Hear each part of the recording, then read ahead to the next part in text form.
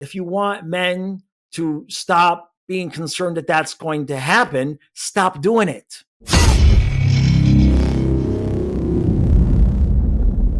All right, so today I want to talk about something that is the age old question. You see it all over more than anything else on any in the comments section of any YouTube video, on any dating board, on any website. You'll see the debate on whether or not women that are in relationships should keep male friendships and or spend time alone with other men. And this is a topic that even when I'm trying to avoid, you end up finding information. Now, remember, I'm just one man. This is just my opinion. If you find value here, please hit that subscribe button. And if you don't, that's okay. Now, it's been my experience that what I would guess is that about 60% of men, in the question of should women have male friends that are in relationships or spend time alone with them, I would estimate about 60% of men say no, they shouldn't. And 60% of women say yes, they should.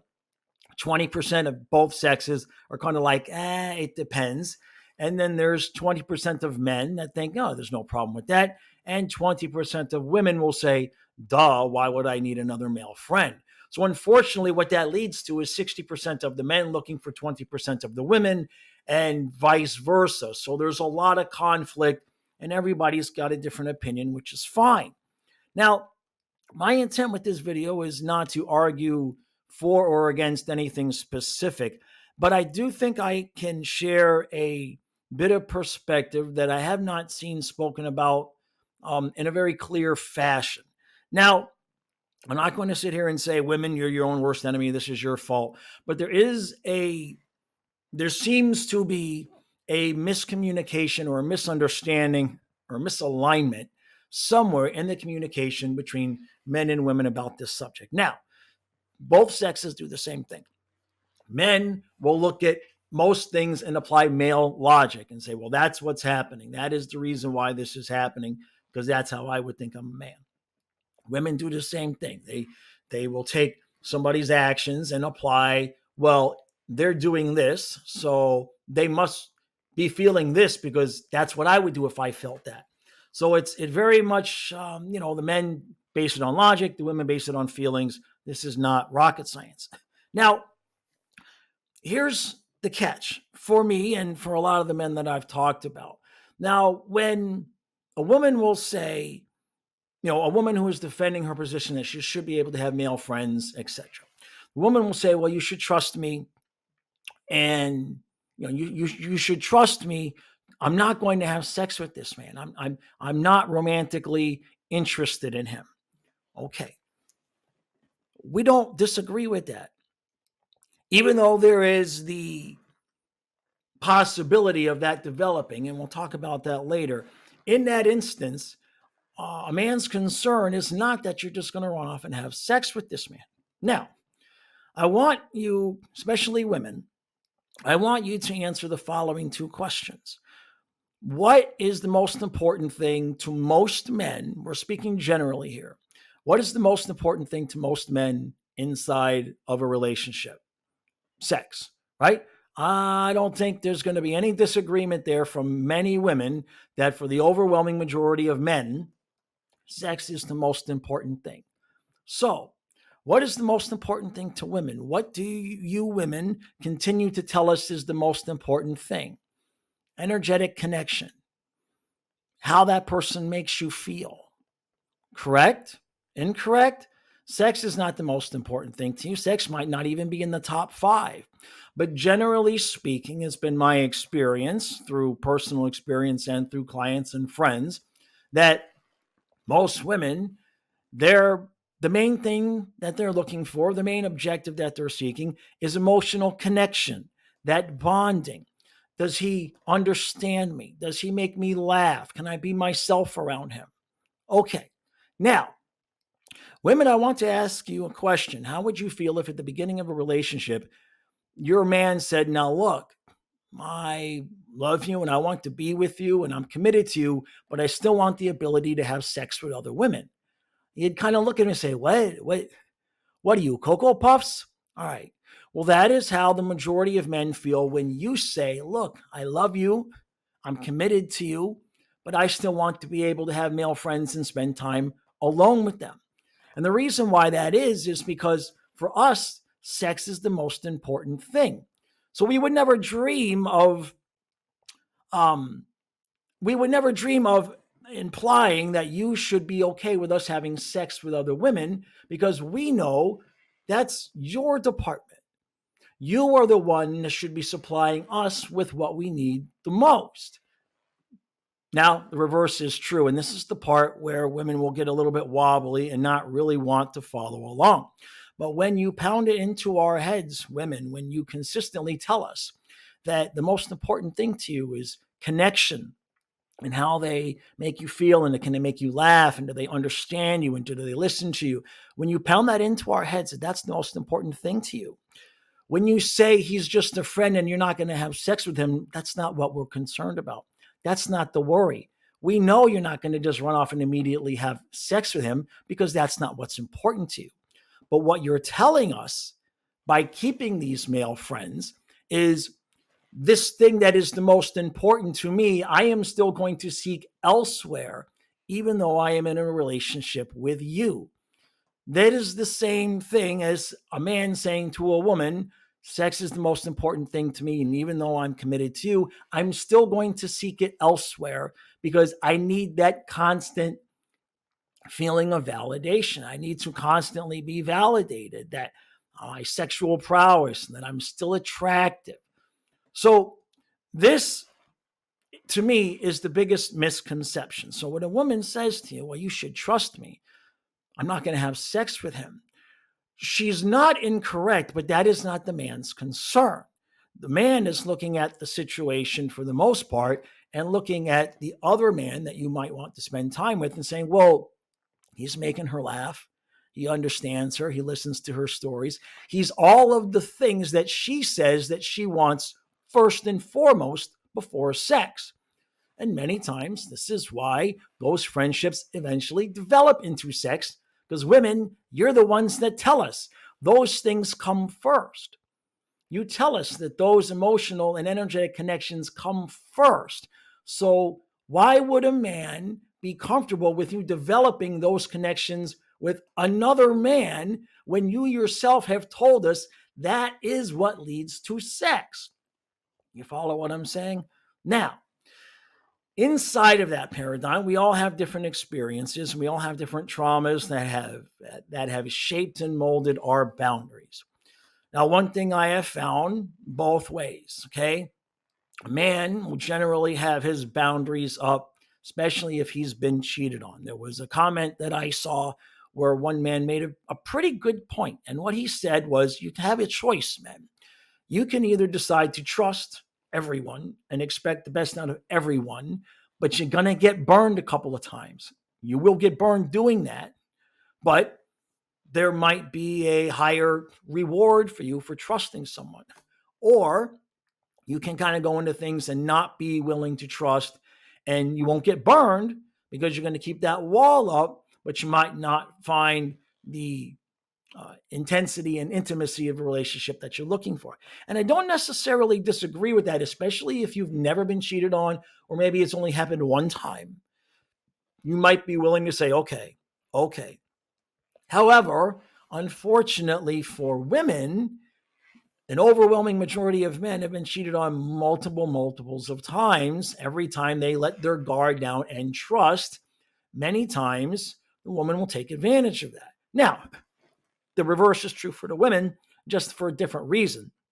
Many times, as women are growing up in their younger teens and early 20s, they will have experiences in which they feel, and sometimes rightfully so, that their control has been taken away, that their ability to control what they're doing with their bodies or who they're seeing or how they are interacting with people, they feel that control has been taken away. And so many times they will develop the walls that interpret any boundary as control. They will interpret any request that they do not naturally have the inclination to grant. They will interpret that as control as well. And so the man will say, "You're not allowed to see other men." And she will say, "Well, you can't control me." And then both are just pounding their heads up against the wall in this manner. Now, unfortunately, this is the fault of all of our faults, right? Now, one thing that you will see pretty prevalent, especially in the 60% of women who feel that um, they should be able to have these relationships with men separate from their main relationship.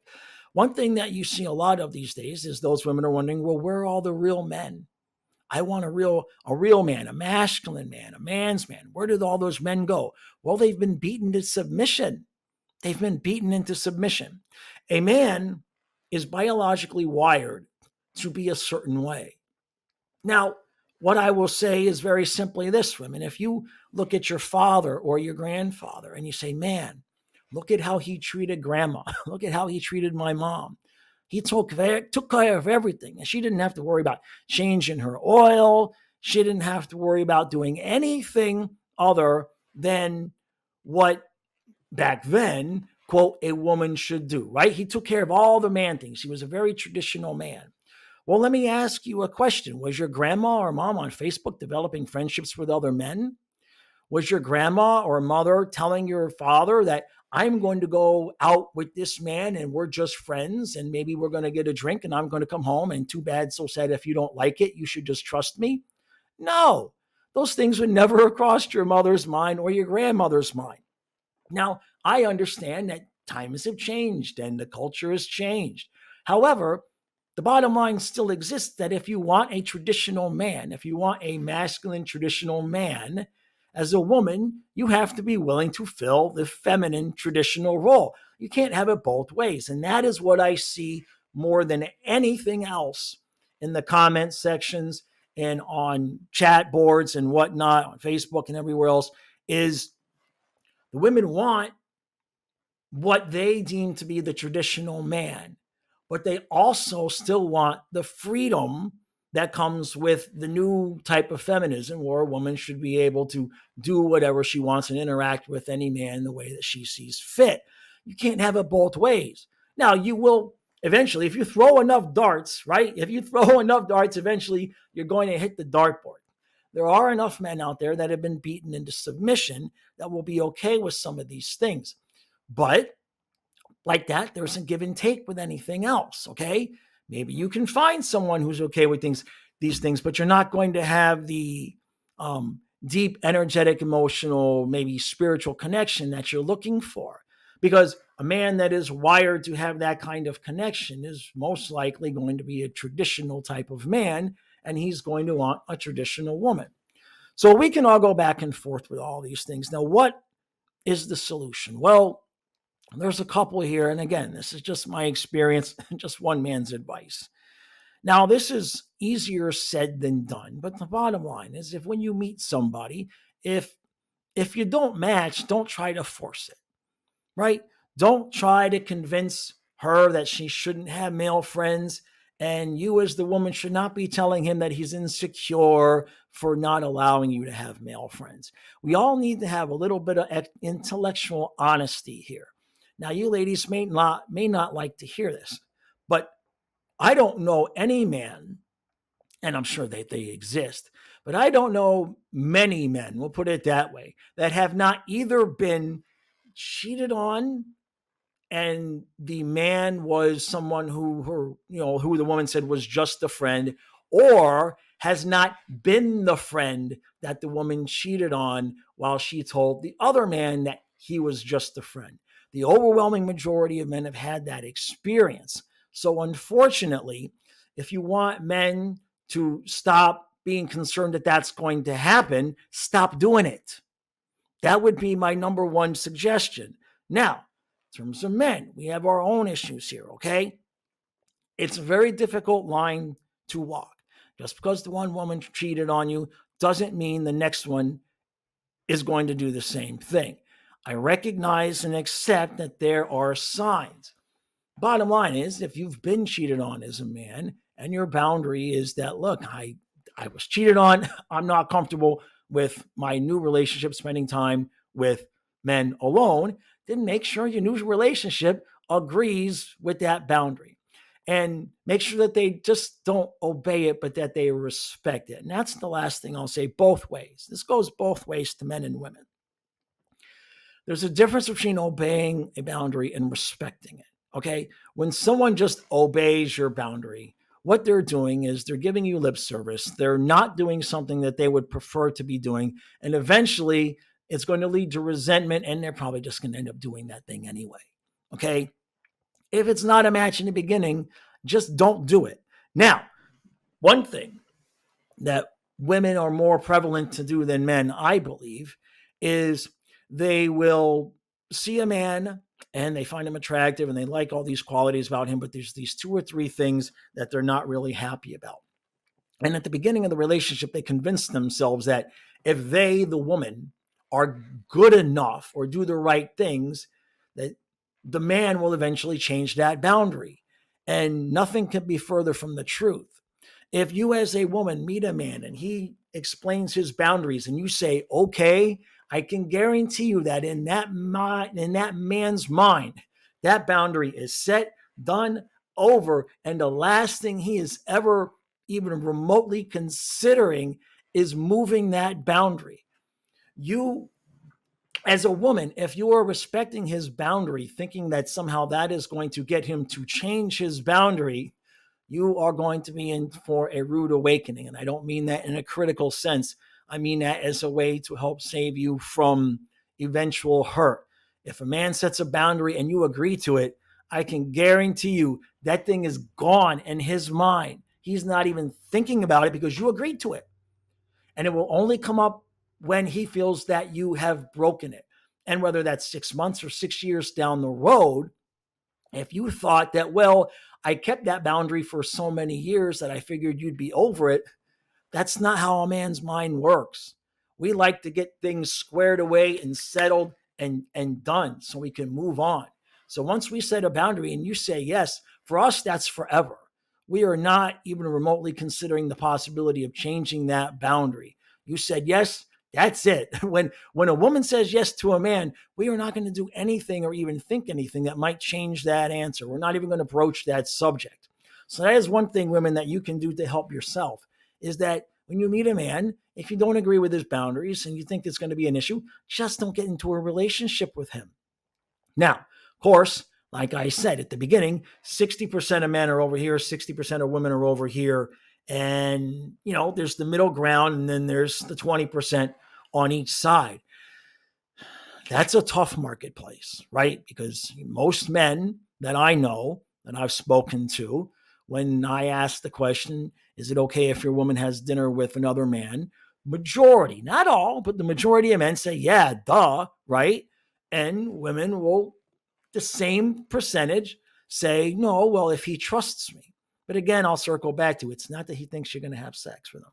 It's that by developing that friendship, developing that relationship, developing that connection, you are developing with another man what you told your man was the most important thing to you.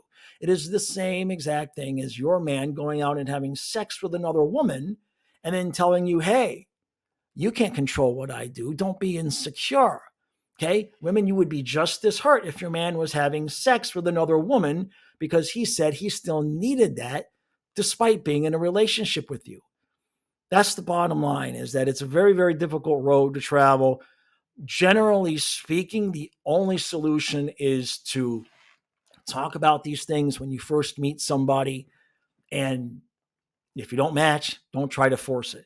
If you're in a relationship with somebody and you're butting heads like this,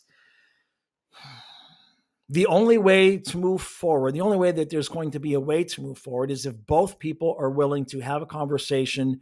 And at that point, if you want to hold on to the relationship, there's going to have to be give and take and compromise. If one person is stuck on it has to be this way, no matter what, then that relationship is likely going to fail. The only way to move forward, if you get invested in a relationship and you just gets to the point where you're both miserable because for one of you, or maybe for both of you, you don't feel like the boundaries are being held up, The only way around that is to be able to have a discussion and each person move a little bit and say, okay, can you live with this? Can you live with this? Yes or no. And if the answer is no, then unfortunately, that will likely lead to the end of the relationship. Curious what y'all think in the comments. I know there's going to be all the comments, right? There's going to be men that saying, of course she shouldn't. There's going to be women that say, you're just insecure if you think, and there'll be a variety of comments. I can't wait to see them. Please let me know what you think. And if you got value from this video, please do hit that subscribe button. And I'll see you all again soon.